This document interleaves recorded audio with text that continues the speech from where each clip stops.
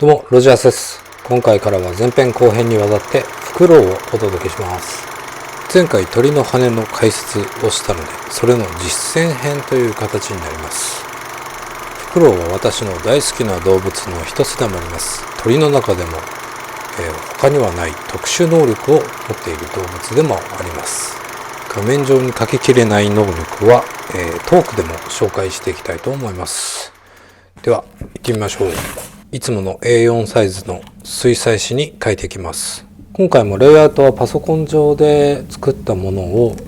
アナログに落とし込んでいきました。どうしてもこのやり方の方が見やすく綺麗にレイアウトできるからですね。メインとなるビジュアルは今回は2つ書きます。こちらにはフクロウの横顔を描いていきます。もう一つは全体像を描いていこうと思っています。アメリカワシミミズク、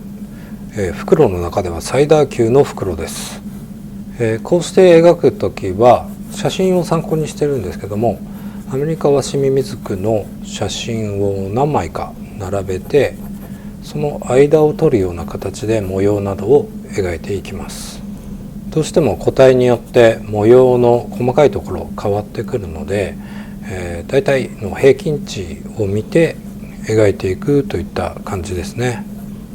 左下の部分にはアメリカワシミミズクが生息しているところに生えている松の木、アメリカツガ、ベイツガと呼ばれる木を描いていきます。さあ、ある程度下書きができたらどんどんペン入れをしていきます。描いていくのは黒い模様の部分、それから輪郭にあたる部分になるのですが、線が太くていいかなという部分はこの G ペンで描いて、残りは丸ペンで描いていきます。今回もフクロウの生態についていろいろ喋りながら見ていただければなと思います。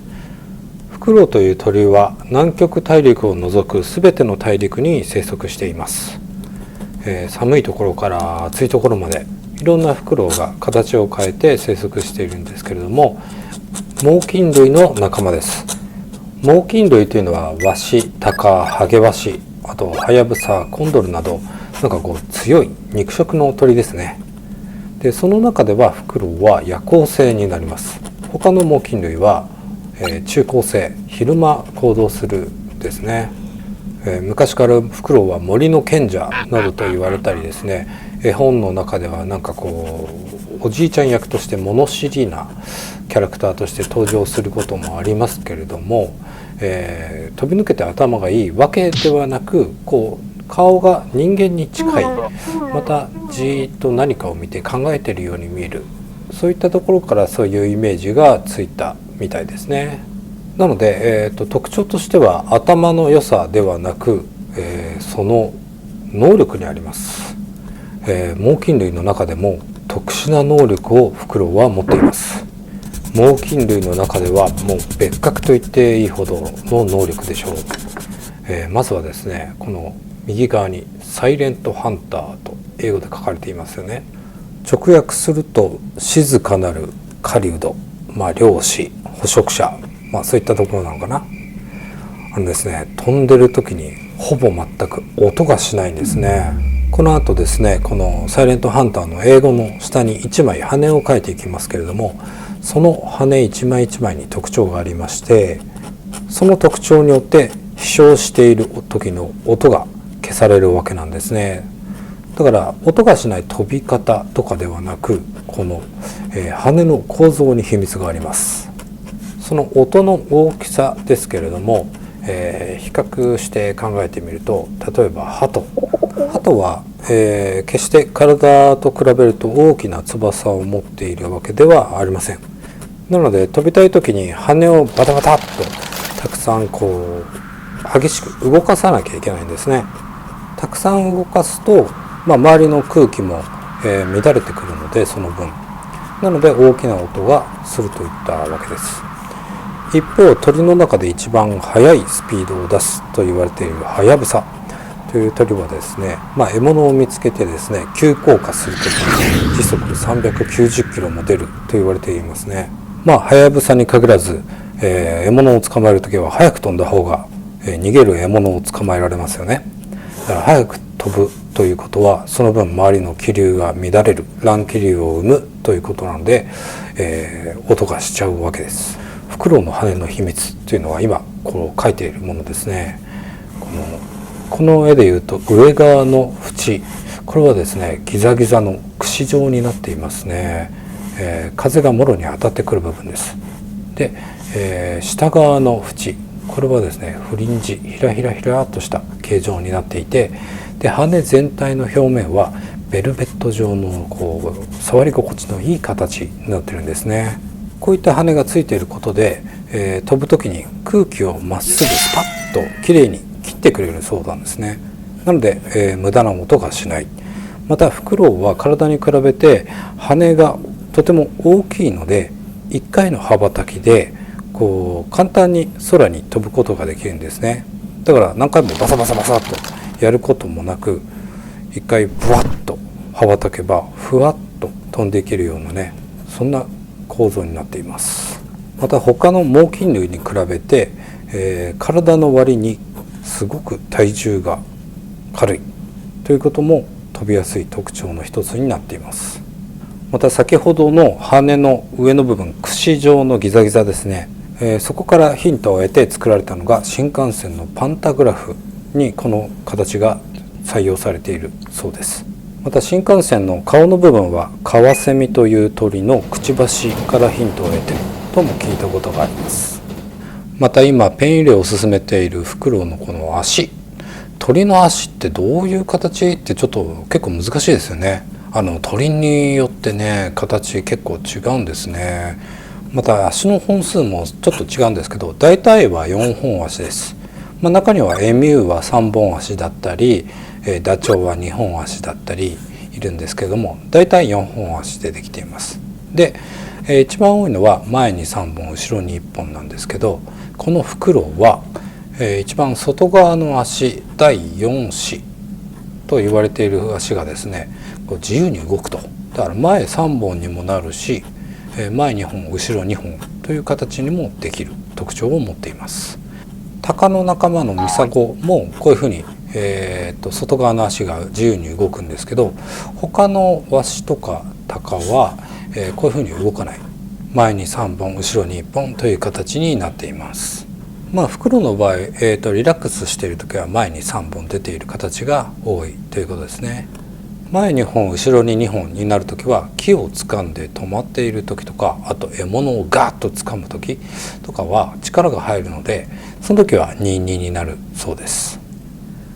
この辺は別のフクロウもいろいろ書き込んでいこうかなと思います。後編では世界のいろんな顔をしたフクロウたちを描いていけたらなと思っています。こちらにはもう一つのメインビジュアルを描いていきます。ワシミミズクです。ユーラシア大陸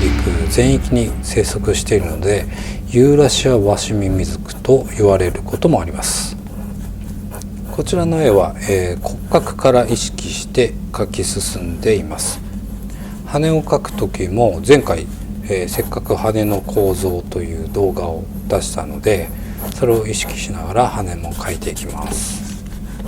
簡単にではありますけど、一応フクロウの骨の構造を出しておきます。フクロウもそうなんですけど、猛禽類ってね足がすごくがっちりしてるんですね。鳥の中でも、足の筋肉も結構発達していてですね、やっぱり獲物をガシッと掴むためにこういった足になっているんですけれども、フクロウの場合はですね、だいたい羽毛がふわふわ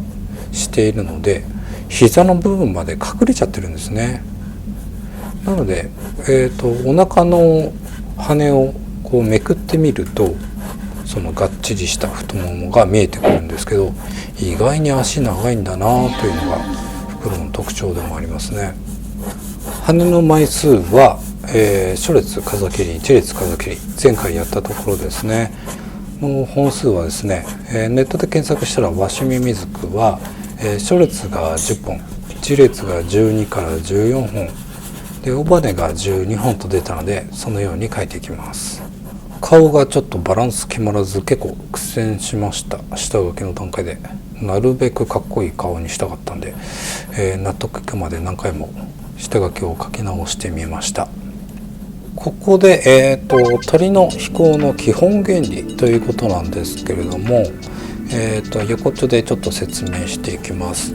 それが翼の形状にも少し関わってくることになります。鳥がですね飛ぶ時には2つの力に抗う必要があります。前から来る抵抗抗力ですね、その力とあと重力下に向かう力、この2つに抗って飛ばなければなりません。でそれに抗うために必要なのは推力前に進む力と揚力上に向かう力ですね。この力を翼で得なければならないわけです。そこでフクロウにも限らず鳥の翼の断面を見た時に横から見てみるとこういう形をしています。これがエアロフォイル型と言われます。これを元にしたのがですね飛行機の翼の断面もこういった形になっています。この形状が特殊な空気の流れを作ります。翼の上は空気の流れが速くなり、翼の下は空気の流れが遅くなります。それによって圧力が変わってきます。上からは低圧力、下からは高圧力がかかってきます。この下からの高圧力が揚力へと変わっていくわけです。また翼を上下に動かすとですね、その翼のすぐ後ろで、空気が渦を巻きます。この渦が鳥の体を上と前に押し出すんですね。これが簡単ではありますが鳥が空を飛ぶ仕組みになっているんですけれども、このエアロフォイル型、これがですねこのフクロウの羽や他の鳥にも採用されているので、鳥の羽は、翼上面外側は湾曲しているのに対して内側は少し中にへこんでいるようなイメージ、そのように描くと鳥の羽らしさがもっと出てくることになります。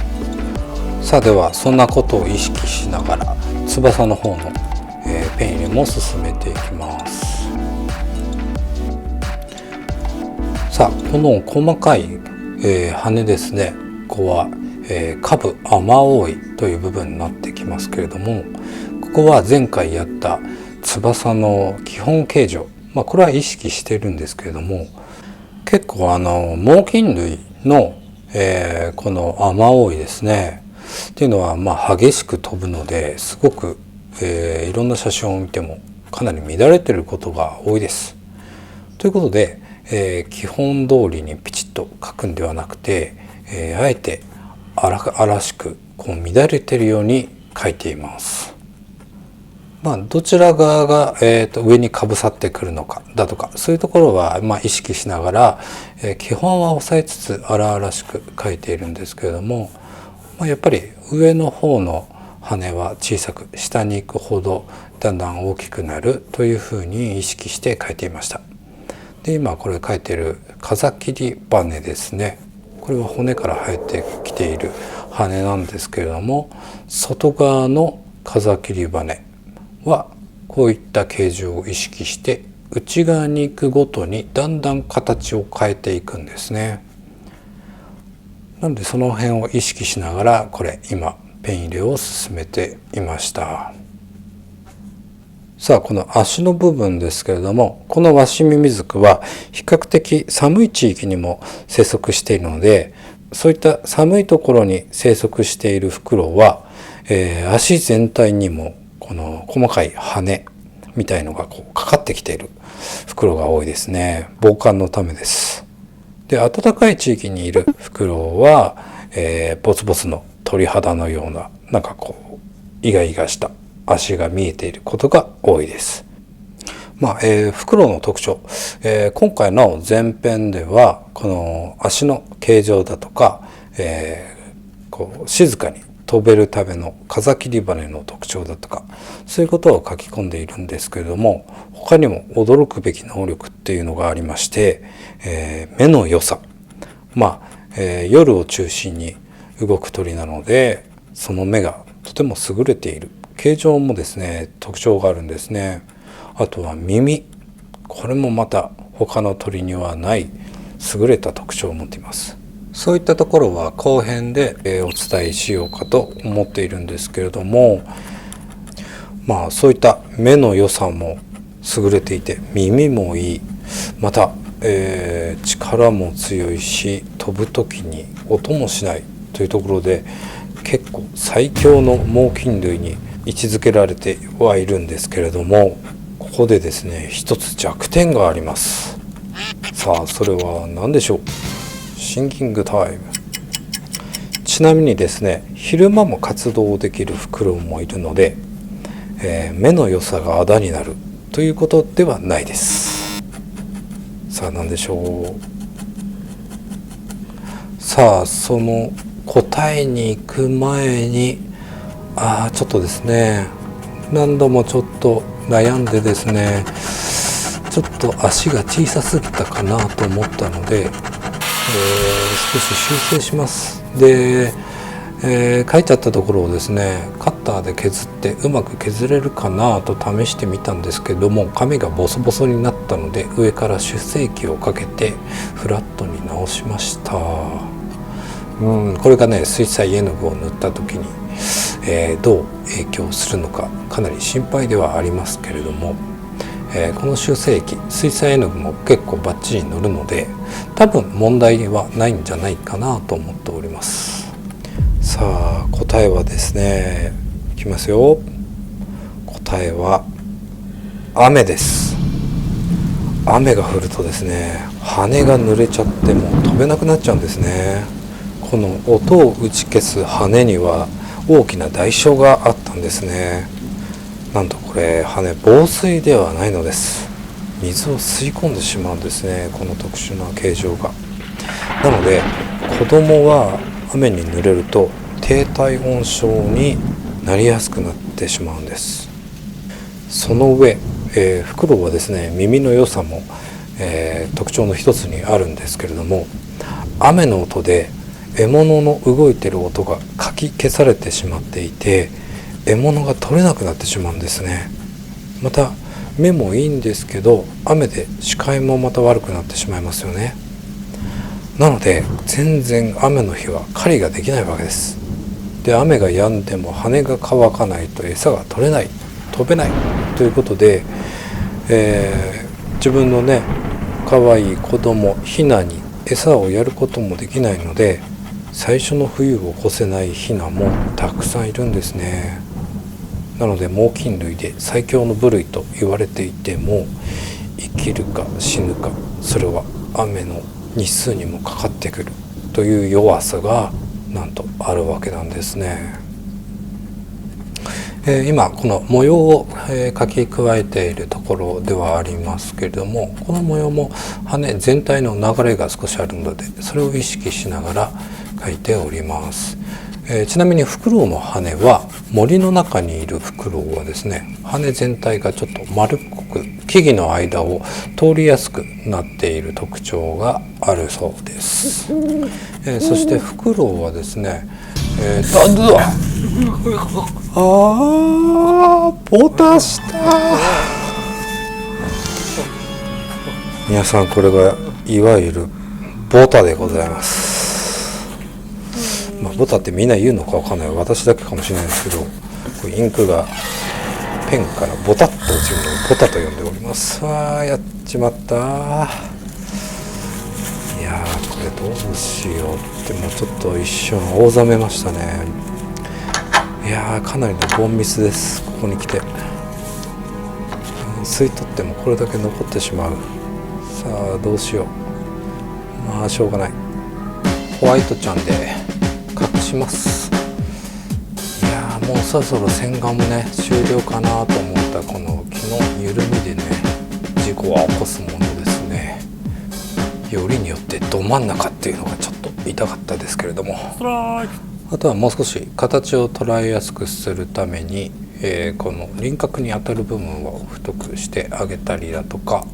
細かいところをちょこちょこ書き足して線画は終了となります。いやー、油汗かいた。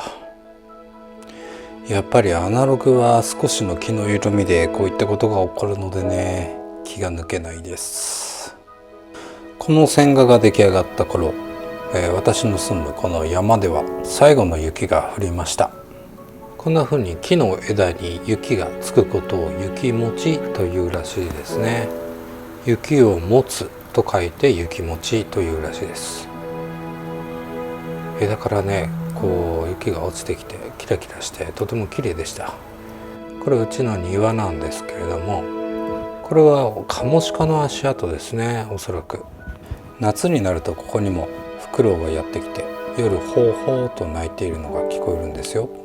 フクロウはね昼間木の穴の中とかに寝てるんで見つけるのがとても大変なんですよね。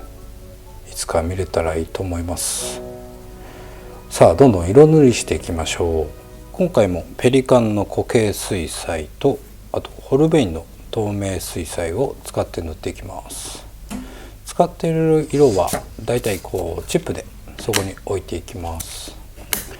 ちょっとまたフクロウの、ここには書いてない話もしていこうかなと思います。フクロウはですね繁殖期を除いて基本的に単独で行動しています。唯一穴掘りフクロウというフクロウはですね穴の近くで複数の家族が集まって小さな集団で生活をしているようなものもおりますけれども、基本的には、1羽でいることが多いですね。ですが、つがいを見つけるとですね多くのフクロウはそのつがい妻夫ですね一生同じ相手と連れ添うのだそうです。純愛なんですね。繁殖期に一緒になってそれが終わると別々にまた行動する。でまた次の繁殖期が来るとまたお互いに呼び寄せ合うのだそうです。そして約1ヶ月の間に1日から3日おきに約3個の白い卵を産みます。でメスは胸の羽をこう開いて40度の体温で温め続けるんですね。でオスはじゃあ俺ご飯取ってくるっつってこう1日に2回ほど獲物を狩りに行きます。でそれを持ち帰って、メスにも与えると。そして卵からヒナが出てくると、そのオスが取ってきた餌をですねメスが食べやすくして、ヒナに与えるんですけれども、ヒナは孵化してから約2週間でちゃんとした羽毛が生えてきて体温調節が可能になります。そして生後4週間から5週間ぐらいで羽が結構ちゃんとした形になってくると親鳥は自立を促して、狩りの仕方だとか、空の飛び方などを教えようとします。でも最初はうまくいかないので、木から落っこってしまったりだとかそういう頑張ってる様子がよく見られますね。最初は地面に落ちてミミズの捕獲だとかそういうことから試すみたいなんですけれども、小さい頃からアライグマとかがね木に登ってきて襲ってきたりだとかそういう天敵もよくいるので親鳥は子供から離れずに、そういう天敵が来たら全力で戦います。若鳥は1年ほどで、新天地を求めてその場所育った場所を離れて自立するんですけれども、メスの方はもう少し居座る傾向にもあると言われています。2年ほどいるメスも見られるということですね。さあこちらのフクロウだいたい塗り進めてこれたんですけれども、目の中心の黒を塗るときはこのリキテックスこれの黒を使いました。これはアクリル絵の具です。なぜ水彩絵の具ではないのかというと透明度の問題です。水彩絵の具は水で溶かして使うのでどうしても、後ろが透けちゃうような黒になるんですけど、アクリル絵の具は下が透けない不透明の黒が塗れるのでこれを選びました。このイラスト図鑑を始めて、水彩絵の具を前よりも対応するようになったんですけれども、水彩絵の具を塗ってていろんな人の塗り方だとか本を読んだりもしているんですが、こういうふうにあんまりムラを作らずフラットに水彩で塗るのが私はどうも好きなようです。先月の3月鳥山明先生が亡くなられたと、訃報がありましたよね。あれ私もなんかすごくショックだったんですけれども、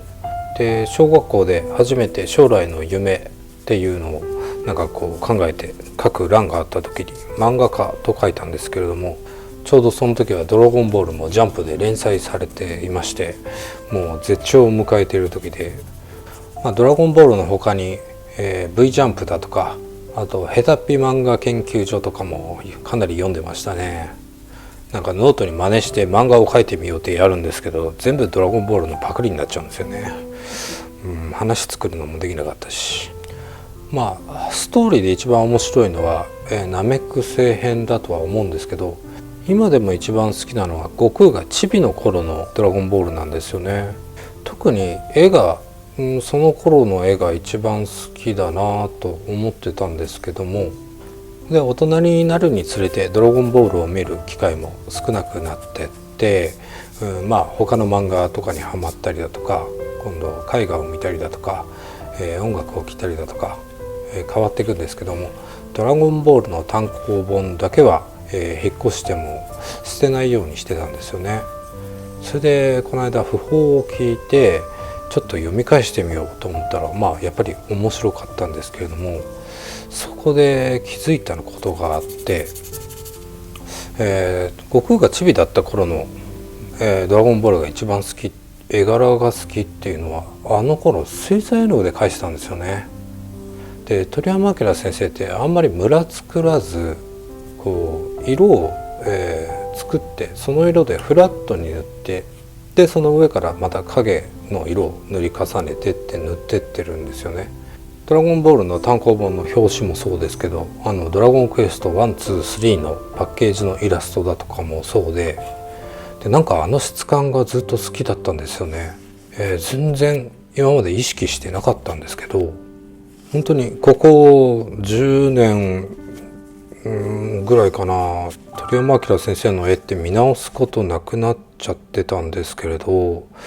気づいたら同じことをやってたっていうのが分かりまして、漫画ペンで描いて水彩絵の具でフラットに塗って、で同じような質感が出る紙を選んでたんですね。だからなんか子供の頃からこの絵好きだわっていうのがもう自分の中にこう染み込んでいて、あんまり意識してなかったはずなのに背中をずっと追いかけていた状態だったってことに気づきましたね。やっぱり偉大な存在です。ありがとうございました、鳥山明先生。でやっぱり鳥山明先生って乗り物とかメカが好きなので、それも漫画に取り入れてすごく魅力的な絵を描きますよね。だから他の趣味好きなものも絵の中に全部取り入れちゃうっていうやり方がやっぱり理想ですよね。宮崎駿大先生の雑草ノートというのも大好きなんですけれども、雑草ノートっていうのは駿さんが好きな飛行機とか戦車とかがふんだんに出てきて、それを全部水彩絵の具で描いているような本なんですけれども、それも絵以外に自分が好きなものっていうのを絵の中に取り込んで、描いてるっていうものですよね。だからやっぱり、絵の他に何か一つ趣味とかがあると結構それは武器になるんだなというので、私の場合はこの動物っていうのがもう一つの武器になればいいかなと思って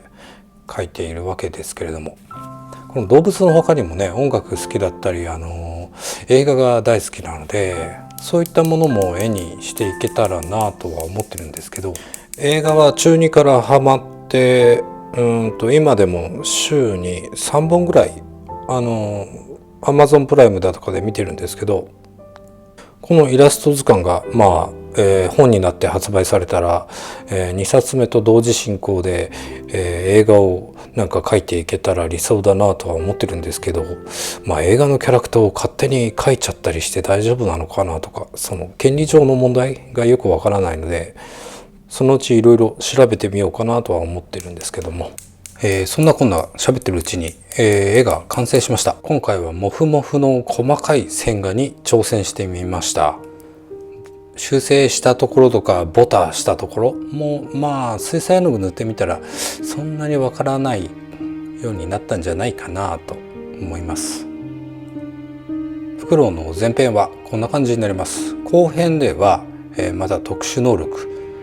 視力や聴力のことなどを紹介していきます。それとあといろんなフクロウ、顔の違ういろんなフクロウをたくさん描いていけたらなと思ってるんで、今までと少し違う画面になるかなと想定しています。よかったらチャンネル登録、いいねボタンよろしくお願いします。あとコメント、いつもですね視聴者さんとなんか文通しているような気持ちで楽しんでやっています。疑問とか要望とか何でもいいので、コメントをしてくれたら嬉しいです。返信します。今回はこんな感じでフクロウの前編でした。最後までご視聴ありがとうございました。ではまた。